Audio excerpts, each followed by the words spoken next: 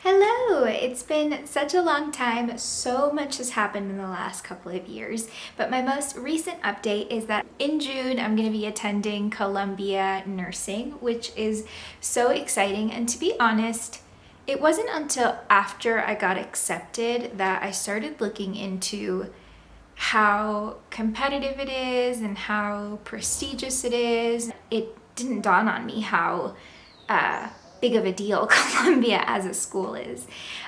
So anyway, I feel really excited about the education that I'll get with them. I'm going to be talking a little bit about the application process and maybe give some pointers and tips if you're thinking about applying to this specific program. I didn't apply to any other programs. I didn't research any other programs, so I can't speak to anything other than Columbia's application process. To start off, the MDE program, which is what I applied to, is a Master's Direct Entry level program. So it's for people who already have a bachelor's in anything other than nursing. You cannot apply to this program if you already have a BSN. You can also apply to the doctorate program, so they can join the application together, and there are different specialties within the doctorate, but it is possible that you'll get accepted only to the master's and not to the doctorate, which is what happened to me, and I'll talk a little bit about that. But you can always reapply for the doctorate. So firstly, you'll have to write some essays. These essays sucked so much life out of me, I feel like, because I was pouring every part of me into them. So I would recommend start early, really start early. Take your time with them.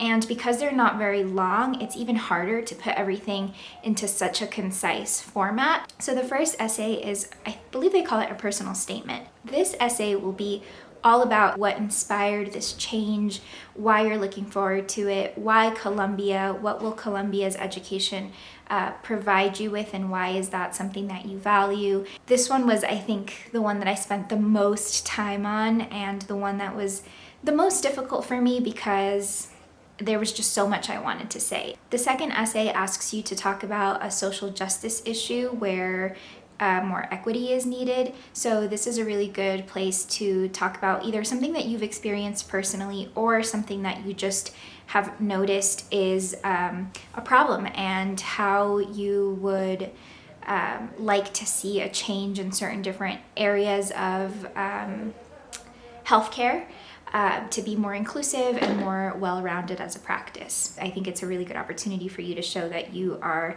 proactive in your thinking and that you're looking at ways to advance healthcare for the improvement for everybody. Columbia is really focused on equity, which is one of the main things that stuck out to me about them as a program. Not that I looked into any other programs, as I said, but that was something that really spoke to me, and I hope now going into it that they really live up to that expectation that I have. There are 2 additional optional essays. So one of them is a more personal one that might talk about anything that you feel wasn't represented in your overall application, including letters of recommendation, resume, and I'll talk about that in a second as well. Then there's also the addendum. So this is a place where you can talk about any academic setbacks that you might have had. So if your GPA lowered for some reason, if you failed a class, if you withdrew from a class, anything academic, you can talk about it in the addendum. I ended up writing both of those essays because I just felt like there were parts of me that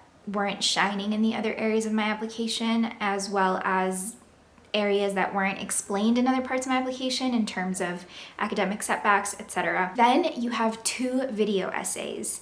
I know, it's a lot. You want to give yourself plenty of time. The 2 video essays will be 2 minutes long each. The video essay is done on a platform. They send you a code and this link and whatever, and you sign on there. I think they give you 3 recording opportunities, and if you're happy with the first recording, you can just submit that. If you feel like you messed up a little bit or you ran out of time, then you can record it a second time. If that happens again, you can record it a third time, but then you don't have any other option. It'll be the third one. You can't go back and say, I like the first one better. I hope that makes sense. The first video essay will talk about an adversity that you've overcome in your life, and the second video essay talks about a ethical dilemma and your solution for it. So I'm pretty certain that the ethical dilemma one, you can choose any ethical dilemma at all. It doesn't have to be related to healthcare or even to nursing. I went back and forth with that one for a while because I couldn't get a clear answer on it. I played it kind of safe in that I chose something within healthcare, but I played it risky in that I talked about something that really has no clear solution at all. There's so much controversy around this specific topic and so many people for it and so many people against it. I talked about different ways that we might be able to address the inequalities that persist because of this specific intervention. I felt confident kind of about taking that risk because it was something that I felt so passionate about. But if it wasn't something that I felt passionate about, I definitely wouldn't have done that. So I think my passion for the topic really came out, and that's kind of how I think you want to go about these essays. Really show who you are. Obviously, the whole application is just them reading about you, and sometimes it's hard to transmit your energy in essay or in a written form. I'm trying to think if I have any other tips for the video essay. You can definitely write it beforehand, and you want to rehearse it. I think there's kind of a fine line there between how much you're rehearsing and how much you're just saying it off the fly. I think it very much depends on who you are as a person and how you do on the spot. I tend in those situations to get really anxious to the point where I don't even know what my name is. So I rehearsed my video essays so much, and I always try to make sure that they were at the minute 50 mark to give myself 10 seconds of wiggle room to improvise a little bit as I went. Once I basically memorized my video essay, I would do practice runs. I would record. So I recorded more than 100 videos of myself practicing. My tip here would be you don't want to be too rehearsed, and you definitely don't want to be reading everything off of something next to you. You want it to kind of feel like you're talking to someone, pretend someone has just asked you an interview question. Then there's also a timed writing piece, they call it. So once you log on to that platform that you do your video essays on, I think the first thing you do is actually the timed writing piece. They will give you a question, and unlike the essays, you don't know what the question is in advance. So this is a portion of the application to see how you think on the spot. It's kind of more just a random question that will showcase how you think on your feet and how you can type out a response in 10 minutes. Then there's the resume part of the application. So there was a little bit of back and forth within the admissions team on this. I went to several application deep dive information sessions virtually, and one of the admissions people said, we don't want bullet points, we want summaries. We don't care if it's 5-6 pages. So I really took that and I said, let me change my whole resume into paragraphs. Then I went and I double checked with other admissions people, and they were like, no, we want to see bullets. I think paragraphs might be too difficult to kind of showcase all your skills, right, in a poignant way. And then I spoke to another admissions person, and they said, do whatever feels right for you.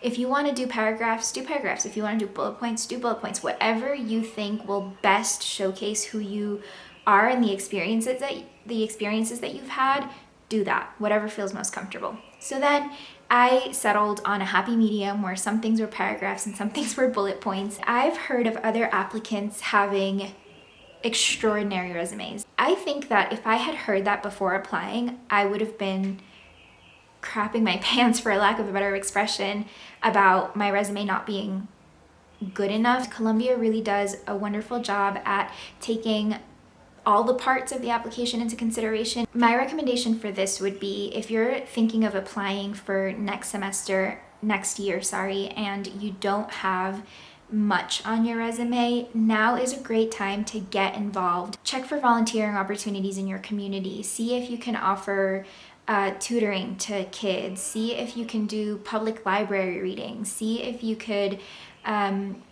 volunteer at a nursing home. They want to see a well-rounded person, I think, especially because nursing takes so much from you, that I think it's really important to be someone who has different interests for self-care and to do things that serve you when, nursing is all about serving others. And on to the final part of the application. Goodness gracious, I feel like I've been talking forever. You will need 3 letters of recommendation, not 2, not 4, 3. One has to be academic, and it has to be within the last, I think, 2 years, but I know that they are very open to helping students find other ways to get their references if you don't have anybody in the last 2 years. So don't let that stop you. Like, definitely reach out, let them know what your situation is, and they will definitely work with you. The other 2 can either be academic or professional. I think you do need to have one professional, or at least they recommend it. So anyone you've worked with in a supervisor role, I think, is the person who has to write the recommendation for you. I've done childcare basically all my adult life, so 2 of my recommendations were moms, and then the other one was a professor from one of my prereq courses. So here's a tip. I haven't been in school in 6 years. My camera stopped recording. I haven't been in school in the last 6 years, so obviously none of my academic references would have fit the guidelines. I knew that I was going to do the prereqs for Columbia, which I can talk about in a second. I went into these prereqs ready to do something in my class to make me stand out so that I could ask for a letter of recommendation. So if you are in the same boat, I highly recommend being a very active student. They'll definitely remember you, and you can feel a little bit more confident in asking them for a letter of recommendation. So tips for that: ask your recommender with an ample amount of time. You definitely don't want it to be rushed, because I feel like there's a good amount of weight with the letters of recommendation. Everything up until now has been you explaining and showing who you are, and now this is like such an important part to show how outsiders are viewing you and are interacting with you and the experiences that they're having with you. And when you're asking for your letters of recommendation, you want to give them some information, right? Like, say, these are my goals, these are the things that I want to achieve, so that you can kind of give them the framework on which to write your recommendation. In terms of academic things, you obviously need prerequisites. Columbia requires Anatomy and Physiology 1 and 2, Microbiology, Human Nutrition, Developmental Psych, and Biostats. So you'll need 6 prerequisites. Columbia does not require a chemistry prerequisite, thank goodness.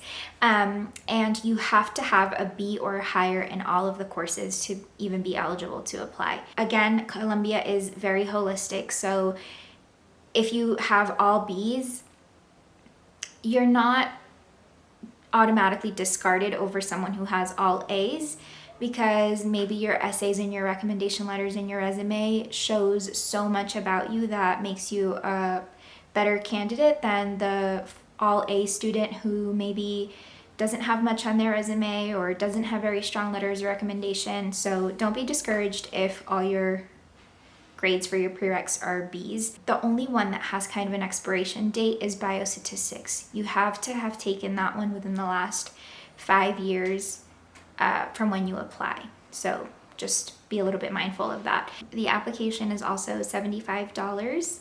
And if you do the prerequisites with Columbia, which is called the Open Program, your $75 application fee will be waived, so that's kind of nice. I did all my prerequisites with Columbia because I didn't want to have to worry about transferring everything over.